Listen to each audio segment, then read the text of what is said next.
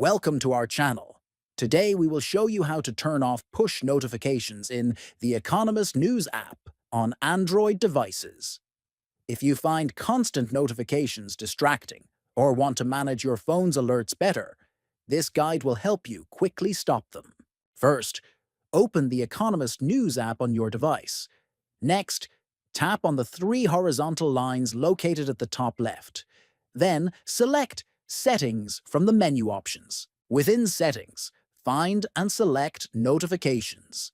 Once you tap on Notifications, it will redirect you to your phone's notification settings.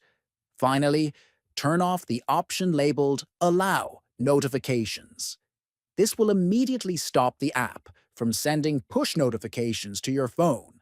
You can always return to the same menu if you decide to enable notifications again in the future. Remember to subscribe to the channel, like this video, and share it with others. Thanks for watching.